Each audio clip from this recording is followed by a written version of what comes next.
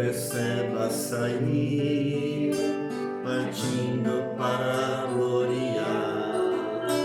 Um velho levando um menino calado a pensar. Ninguém conhecia o mistério, seguiam só os passos seus, mas eles sabiam que o velho era amigo de Deus. O dia caía e então paravam para descansar, e na madrugada seguinte voltavam a andar. O velho Abraão, sem temer, sabendo que Deus grande é, seguia ao encontro de Deus para provar sua fé. 3 dias passaram e então ali conseguiram chegar no certo lugar onde a fé ele iria provar. Os servos ficaram e assim, levando o menino ele foi, deixando a certeza que os dois voltariam depois. Isaac seguia na frente, formoso até no caminhar. Quem sabe Abraão nessa hora começou a chorar. Isaac perguntou: meu pai, cadê o cordeiro? Onde está? Meu filho, o cordeiro para si Deus proverá. Proverá, proverá. Meu filho, o cordeiro para si Deus proverá. Proverá, proverá. Meu filho, o cordeiro para si Deus proverá. O velho Abraão preparou com todo cuidado o altar, colocando a lenha em ordem para o fogo pegar. Pegou o menino e amarrou, deitou sobre o altar então. Estava bastante afiada uma arma na mão. O velho Abraão, pela fé do plano de Deus, não fugiu. Estava disposto a cumprir o que Deus lhe pediu. Mas com ele o anjo bradou: não faças nada ao filho seu, porquanto agora eu sei que tens a Deus. Proverá, proverá. Irmão, a vitória para ti Deus proverá. Proverá, proverá. Irmão, a vitória para ti Deus proverá. Hello, family. Que a paz do Senhor Jesus, a graça, o amor de Deus esteja inundando o teu coração. Que Deus te abençoe, que Deus te guarde, Que Deus nos dê nesta hora entendimento da palavra, sabedoria.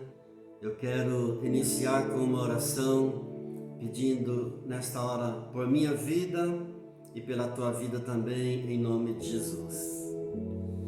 Querido Deus, querido Pai, graças por mais este dia, graças por mais uma oportunidade que o Senhor nos concede de nos reconciliarmos com o Senhor. Deus, perdoe agora os nossos pecados, lava-nos com o sangue de Jesus, ó Pai, e pedimos que, quando nos expomos agora à Tua Santa Palavra, que Teu doce e Santo Espírito venha ministrar aos nossos corações, que possamos não apenas compreender a Tua Palavra, mas colocá-la em prática nas nossas vidas, em nome de Jesus, amém. Glória a Deus. Gostaria de iniciar com a leitura de um versículo de Mateus, capítulo 13, no verso 19. Diz assim a palavra de Deus: A todos os que ouvem a palavra do reino e não a compreendem, vem o maligno e arrebata o que lhes foi semeado no coração. A todos os que ouvem a palavra do reino e não a compreendem, vem o maligno e arrebata-lhes o que foi semeado no coração. Amados, ouvir a palavra de Deus, muitos ouvem. A palavra de Deus hoje está sendo pregada nos 4 cantos do mundo. Até as crianças estão pregando a palavra de Deus hoje. Ouvir a palavra, muitos ouvem, mas muitos que ouvem a palavra continuam no erro. Muitos que ouvem a palavra de Deus continuam ainda no engano. E a pergunta é: por que Satanás se esforça para roubar a palavra de Deus ministrada ao coração do homem?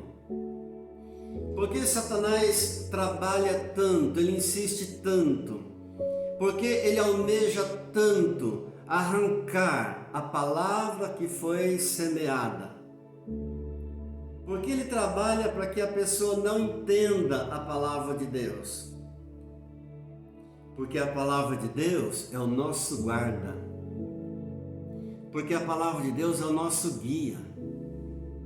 O Salmo 1 fala do homem frutífero. E lá no Salmo 1, a Bíblia fala que o homem frutífero, ele é frutífero porque ele medita na palavra de Deus de dia e de noite. E ele não faz isso como por uma obrigação, mas a Bíblia diz que ele faz isso. Ele medita na palavra de Deus de dia e de noite, porque ele tem prazer. Porque uma coisa é você fazer algo por obrigação, outra coisa é você fazer algo por prazer. E o homem do Salmo 1 é frutífero, porque medita na palavra de Deus de dia e de noite, em sua mente, em seu coração. Continuamente a palavra de Deus é o seu guarda, continuamente a palavra de Deus é o seu guia. Como é fundamental isso na vida do homem, como é essencial isso na vida do homem. A lógica é uma coisa boa, ela é útil. O bom senso é uma coisa boa, ele é útil também, não negamos isso.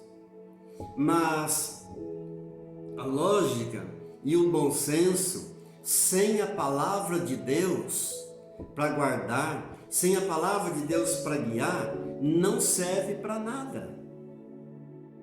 Por quê? Porque a palavra de Deus, ela transcende a sabedoria humana. A palavra de Deus está acima de tudo e de todas as coisas. Deus opera por meio da sua palavra. Tão conhecido nosso e tão citado o versículo de Isaías, no capítulo 55, no verso 11, na primeira parte, que diz assim: assim será a palavra que sair da minha boca, não voltará para mim vazia. Sabe o que Deus está dizendo? Que quando você libera uma palavra de Deus, direcionada por Deus, Deus considera como se essa palavra estivesse saindo da sua própria boca, da própria boca de Deus. E quando você libera essa palavra dirigida por Deus, ela não fica vagando por aí, ela volta para Deus.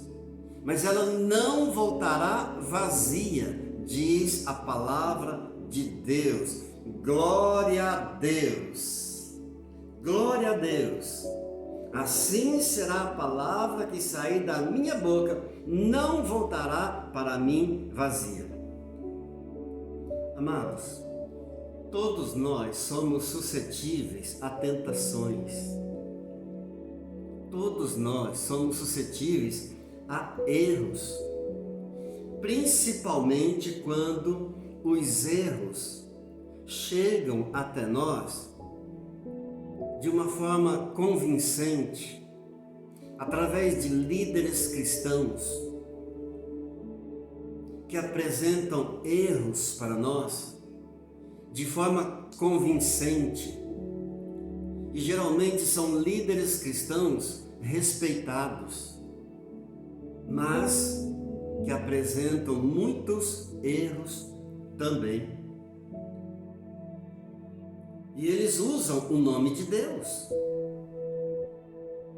A palavra de Deus diz para nós não darmos crédito a qualquer espírito, mas para nós examinarmos bem se os espíritos procedem de Deus, se aquilo que nós estamos recebendo procede de Deus ou não. Satanás trabalha para remover a palavra de Deus do coração do homem. Satanás trabalha para perverter a palavra de Deus. Ele trabalha para distorcer a palavra de Deus e para arrancar do coração do homem aquela palavra genuína que foi plantada no coração do homem.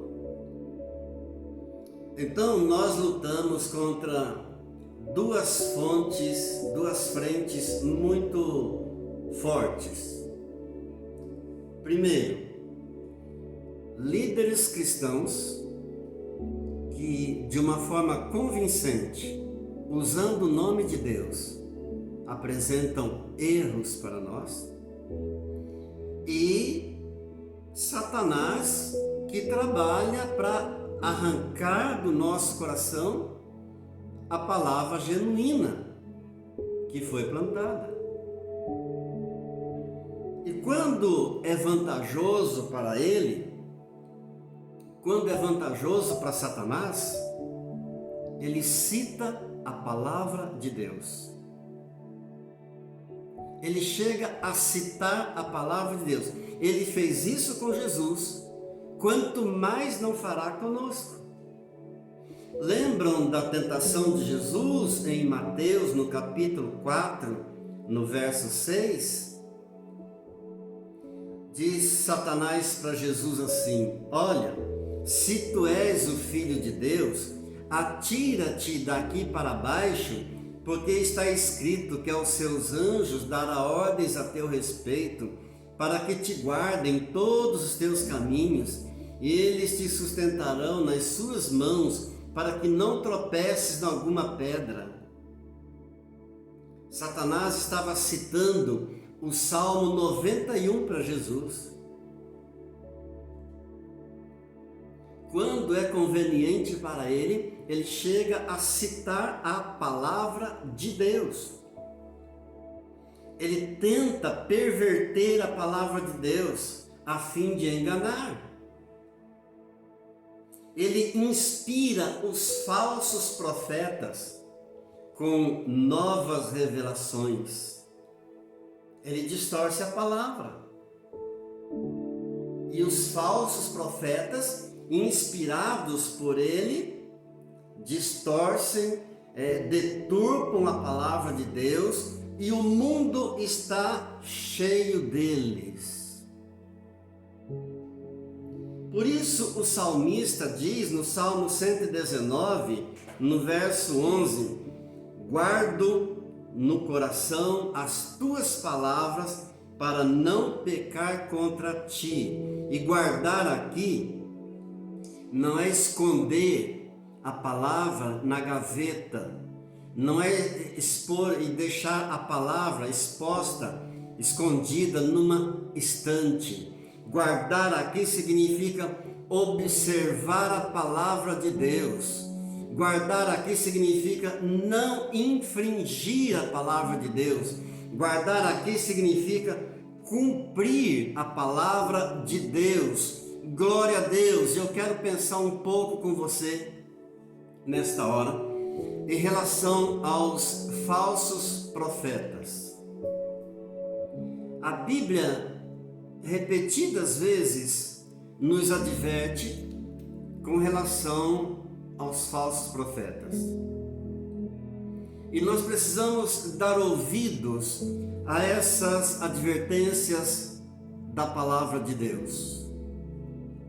Como, por exemplo, Jesus diz em Mateus, no capítulo 7, no verso 15: acautelai-vos dos falsos profetas, que vos apresentam disfarçados de ovelhas, mas por dentro são lobos roubadores.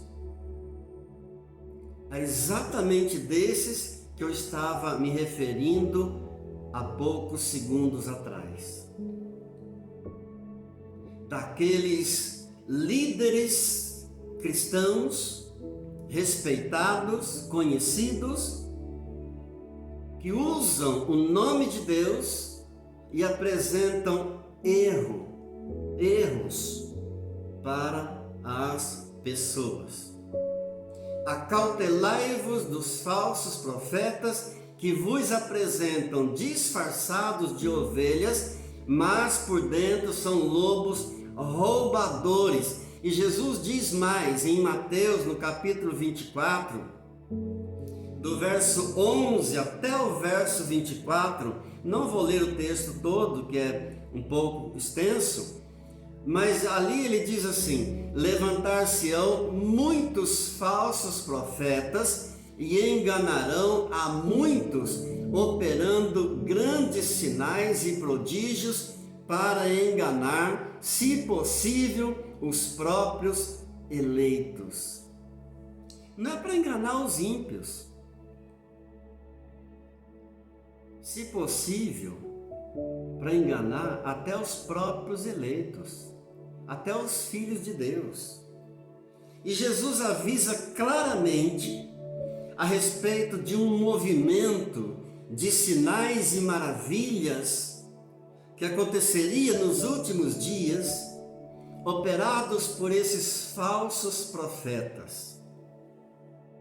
Jesus nos adverte claramente desse movimento. O apóstolo Paulo compara esses falsos profetas a Janes e Jambres. Ele diz assim, em 2 Timóteo, no capítulo 3, no verso 8: e do modo porque Janes e Jambres resistiram a Moisés, também esses falsos profetas,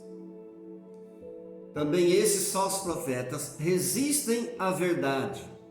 São homens totalmente corrompidos na mente, réprobos quanto à fé, ou seja, condenados na sua fé, perversos quanto à sua fé.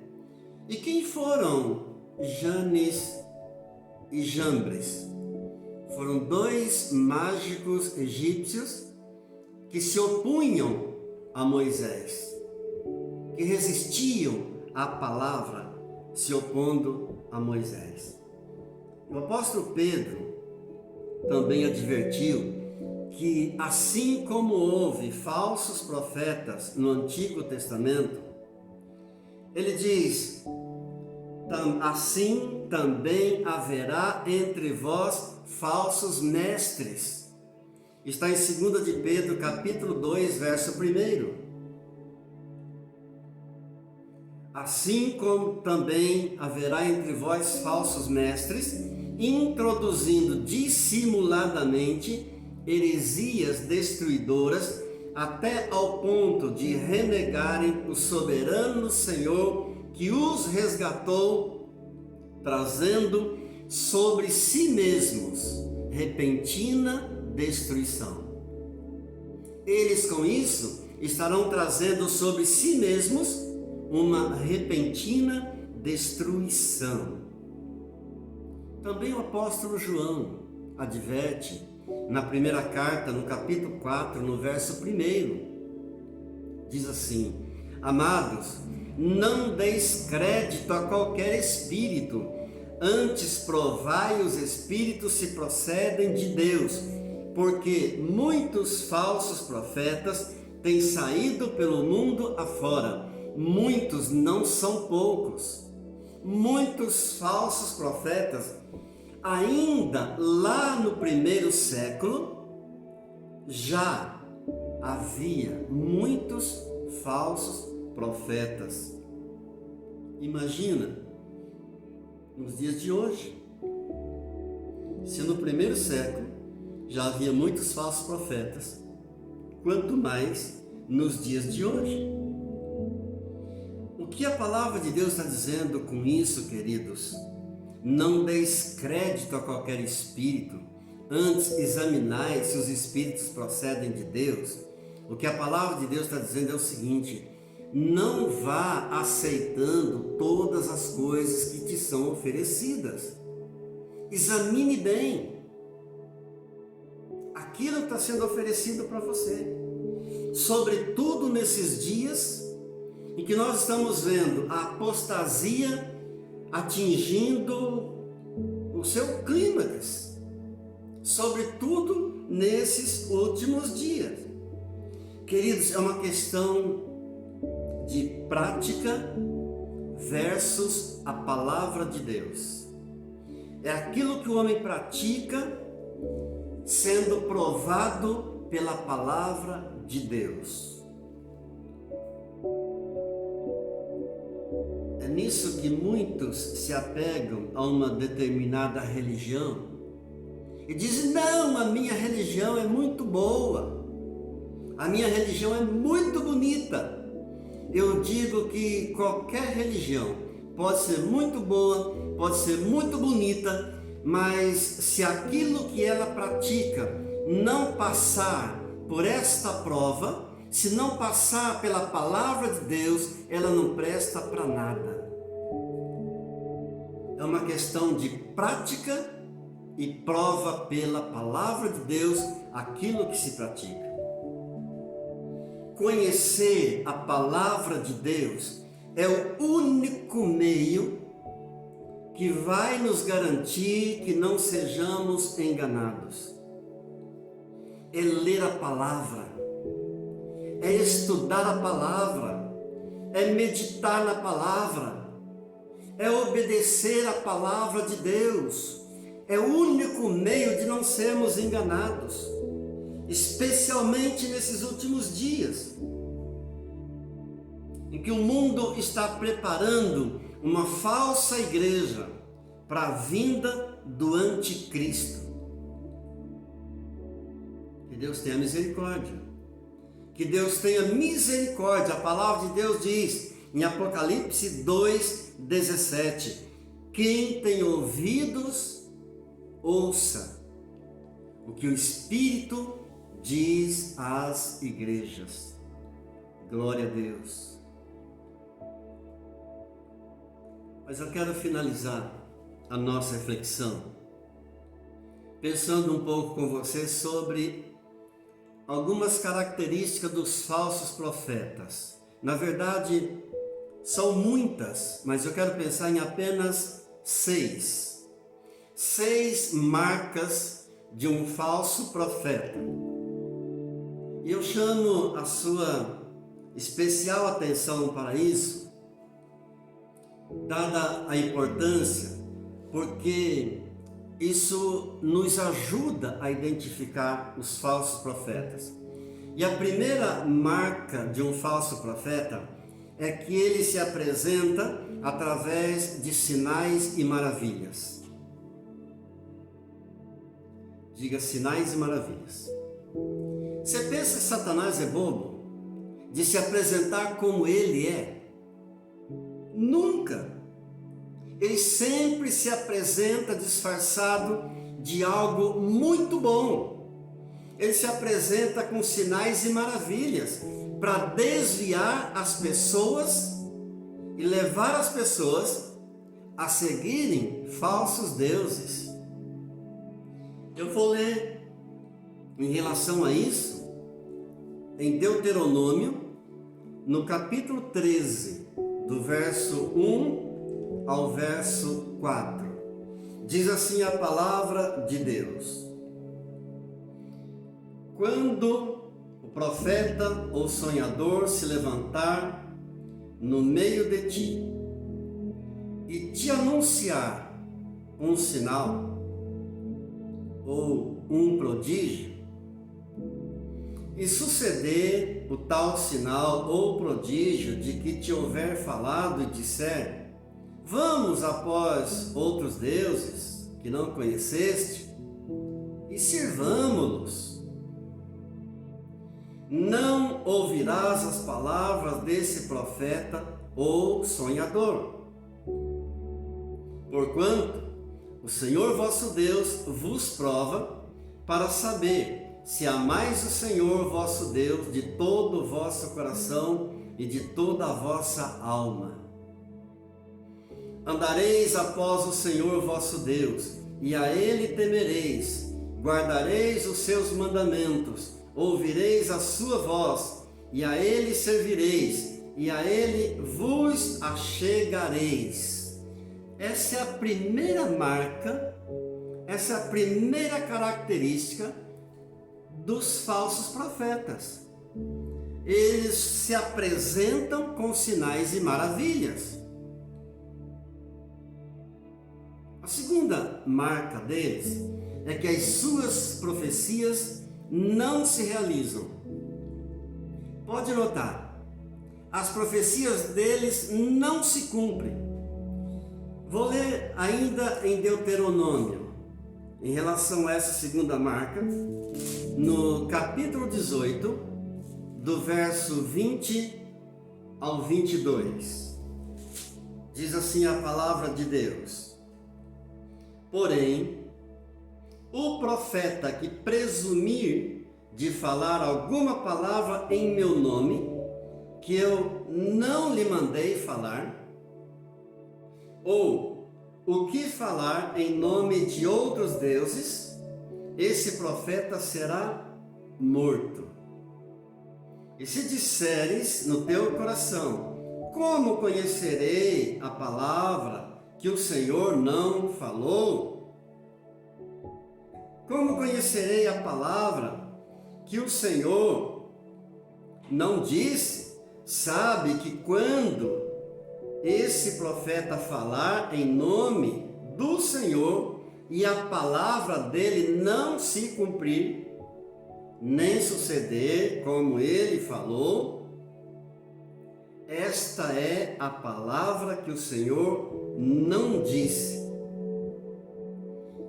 Com saber, saiba então que não foi essa palavra que o Senhor disse. Esse profeta falou com soberba. Não temais este profeta. Deus está dizendo assim: como saber que uma palavra não veio de Deus? Quando não se cumpre, não se realiza. Essa é a segunda marca dos falsos profetas. As profecias deles não se cumprem. A terceira marca de um falso profeta é que eles contradizem a palavra de Deus. A palavra deles vai contra a palavra de Deus. Então ouça bem o que diz a palavra de Deus em Gálatas, capítulo 1, verso 8, em relação a essa terceira marca dos falsos profetas que contradizem a palavra de Deus. Diz assim em Gálatas 1, 8: ainda que nós, ou mesmo um anjo vindo do céu, vos pregue evangelho, que vá além do que vos temos pregado, seja anátema. Paulo está dizendo, ainda que nós, os apóstolos, ou mesmo um anjo vindo dos céus, vos anuncie um evangelho diferente do que nós temos pregado para vocês, seja ele anátema. E essa palavra anátema é uma palavra muito forte. O significado bíblico dessa palavra anátema significa uma sentença de maldição que expulsa da igreja. Ou seja, é uma excomunhão. Então o que o apóstolo Paulo está dizendo é que, ainda que nós, apóstolos, ou mesmo um anjo vindo dos céus, vos pregue um evangelho diferente desse que nós temos pregado, que ele seja excomungado. Note, queridos, e pensa bem comigo, se pode existir alguma coisa maior do que a palavra de Deus.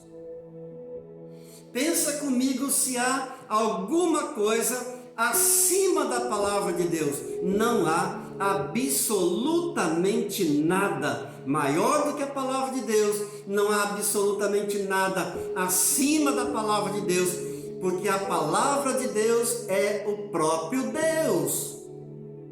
No princípio era o Verbo estava com Deus, o Verbo era Deus, e o Verbo se fez carne e habitou no meio de nós, cheio de graça, e nós vimos a sua glória. Glória a Deus. Então não há nada maior, não há nada que supere a palavra de Deus. Mas quero pensar com você ainda numa quarta marca de um falso profeta. Eles produzem maus frutos. Ou seja, eles dão maus exemplos, eles dão maus testemunhos. Ainda que eles realizem algum milagre, ainda que alguma profecia deles venha a se cumprir, eles produzem maus frutos. Veja o que o Senhor Jesus diz em relação a isso, no Evangelho de Mateus, no capítulo 7, e dos versos 15 até o verso 20. Diz assim a palavra do Senhor: acautelai-vos dos falsos profetas, que se vos apresentam disfarçados em ovelhas, mas por dentro são lobos roubadores. Pelos seus frutos os conhecereis. Agora ele faz uma pergunta: colhem-se porventura uvos dos espinheiros, ou figos dos abrolhos? Abrolho é uma planta rasteira espinhosa, que não produz nada, a não ser espinho, um tipo de carrapicho. Então a pergunta é, porventura, pode-se colher figos de um espinheiro? Pode colher uva de um espinheiro? Pode colher figo de um carrapicho? Impossível. Então o Senhor Jesus está dizendo o seguinte: assim toda árvore boa produz bons frutos. Aleluia. Porém, árvore má produz frutos maus. Não pode a árvore boa produzir frutos maus, e nem a árvore má produzir frutos bons. Toda árvore que não produzir bom fruto é cortada e lançada ao fogo. Assim, pois, pelos seus frutos os conhecereis. Esta é a quarta marca dos falsos profetas. Eles produzem maus frutos, eles dão maus exemplos. Mas eu quero pensar ainda numa quinta marca de um falso profeta, é que todo mundo fala bem dele.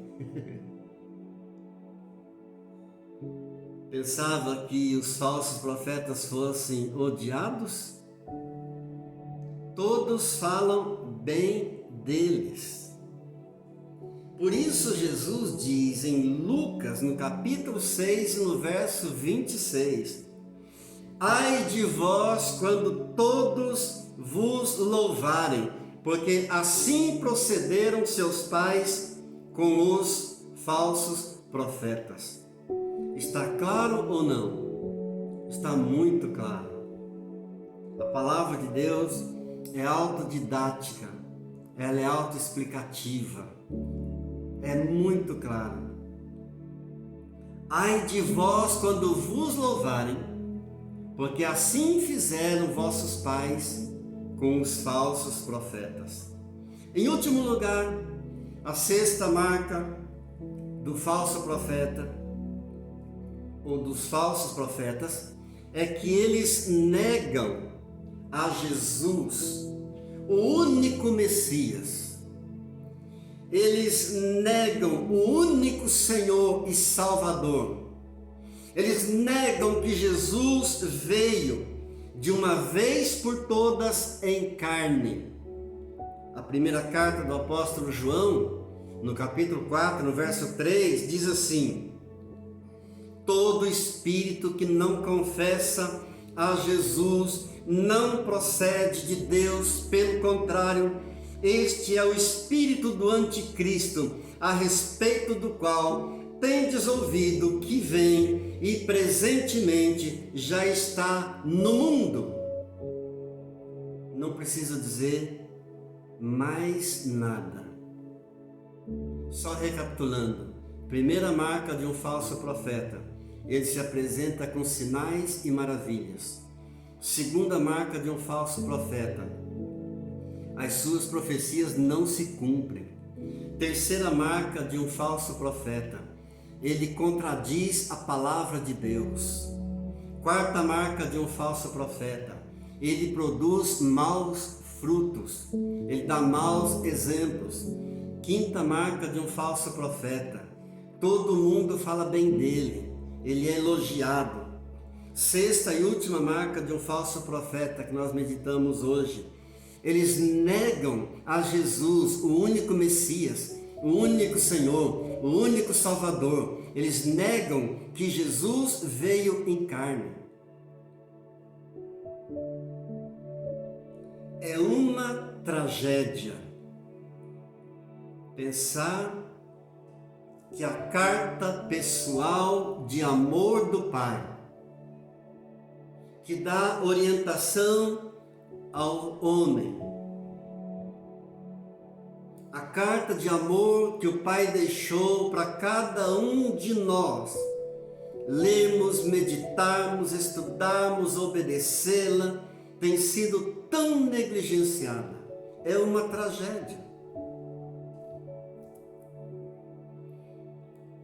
Muitos dizem que conhecem a Deus. Muitos dizem que servem a Deus, mas não sentem um pingo de sede pela palavra de Deus. Muitos declaram que Jesus Cristo é o Senhor, mas invocam outro nome juntamente com o nome do Senhor Jesus. Declaram que Jesus é o Senhor, creem que Jesus é o Senhor, mas pede ajuda a outro alguém,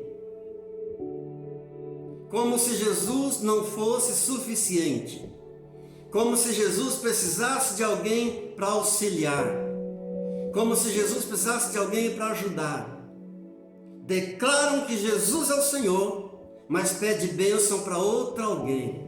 E esse outro alguém que é invocado juntamente com o nome de Jesus é o falso Deus. Que Deus nos ajude, que Deus te ajude, que Deus te guarde, que Deus te livre de todo engano, de toda sutileza, de toda mentira de Satanás.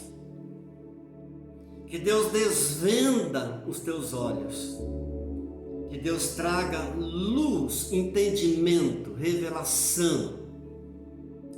Esse é o meu desejo, é a minha oração para todos nós, em nome de Jesus, amém. Querido Deus, querido Pai,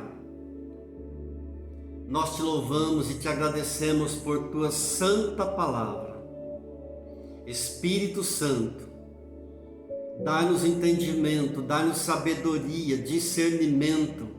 Espírito Santo de Deus, guarda-nos dos falsos profetas, das mentiras, das sutilezas, dos enganos de Satanás, o adversário, o inimigo, o mentiroso, o acusador.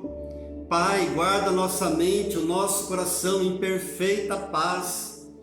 Deus, eu oro pelo Brasil, eu oro por essa nação, pelos 3 poderes do Brasil, eu oro por nossos governantes.